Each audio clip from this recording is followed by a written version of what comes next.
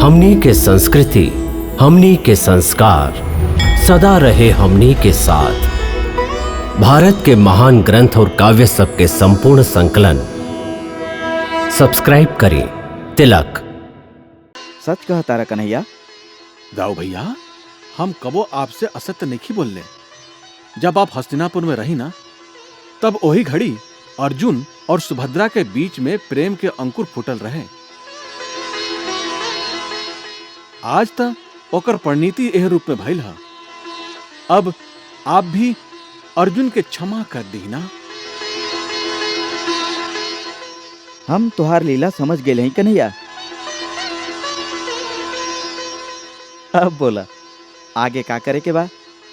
ओकर आज्ञा ता आपे देव दाऊ भैया। ई अच्छा है, सारा करनी तोहार। अब कहवावत आ रहा हमरा से। अब बतावा का करे के बा? हमार तो यह इच्छा बा कि जितना जल्दी हो सके अर्जुन और सुभद्रा के द्वारका ले आई और उनकर बियाह धूमधाम से करी।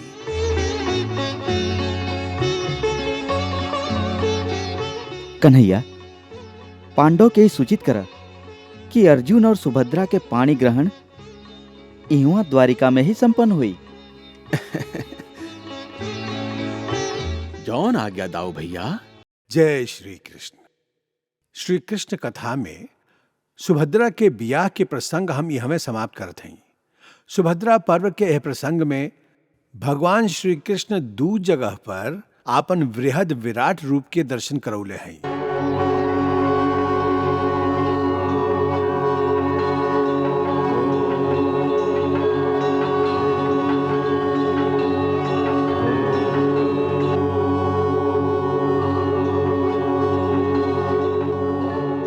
एकरा बारे में हमार बहुत सा दर्शक लोग और मित्रगण के ओरी से सैकड़ों पत्र प्राप्त भइल है, जेकरा में ढेर सा प्रश्न है।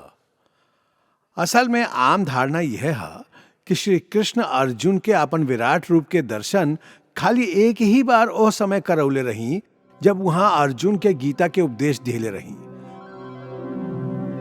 बाकी वास्तविकता ही नहीं खे।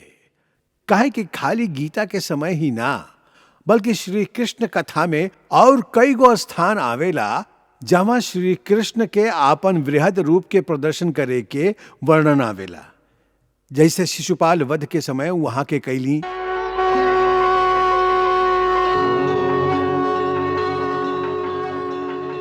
जैसे काल्यवन वध के समय महाराज मुचुकुंद के वहां आपन वृहद रूप दिखौली।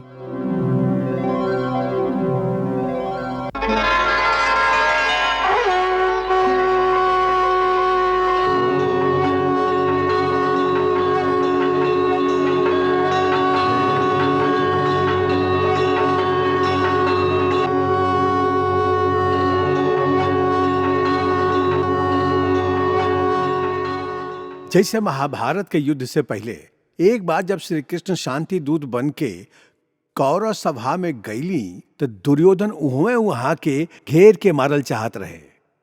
तब फौरन वहां कौरवन के भरल सभा में आपन वृहद रूप के ऐसा प्रदर्शन कैली जेकरा देख के दुर्योधन आदि भयभीत होके भाग गईलन। एगो और बात के आश्वासन हम अपन मित्र लोग के दियावल चाहत हई कि ऐसा कौनो भी महत्वपूर्ण घटना के हम तब्बे देखावेली जब हमरा पास होकर प्रमाण मौजूद होखे।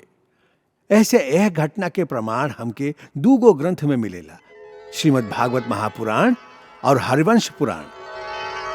भागवत के 10वें स्कंद के 99वें अध्याय के श्लोक नंबर 60 तक ब्राह्मण के मृत लइकन के वापस लावे के कथा विस्तार से लिखल है।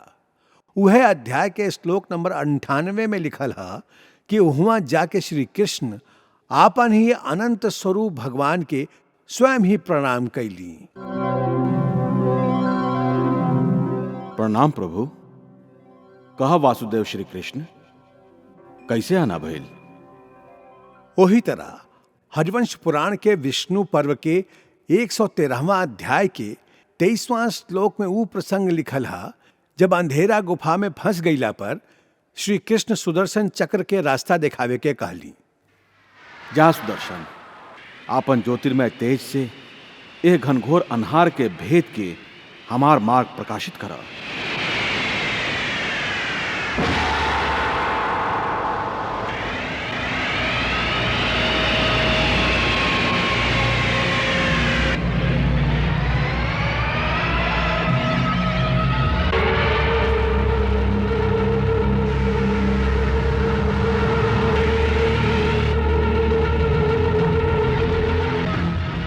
चला पार्थ।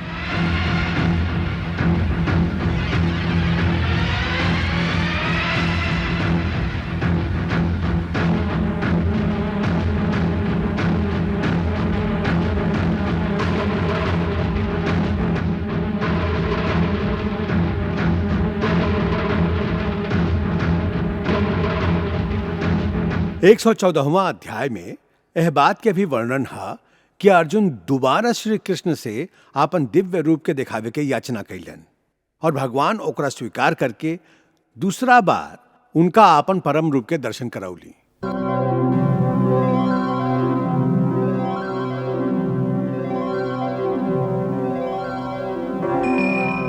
असल में यह सगरे लीला के प्रयोजन एक ही रहे कि भगवान आपन परम सखा अर्जुन के अंदर पनपत अहंकार के पौधा के जड़ से ही काट दिहल चाहत रही।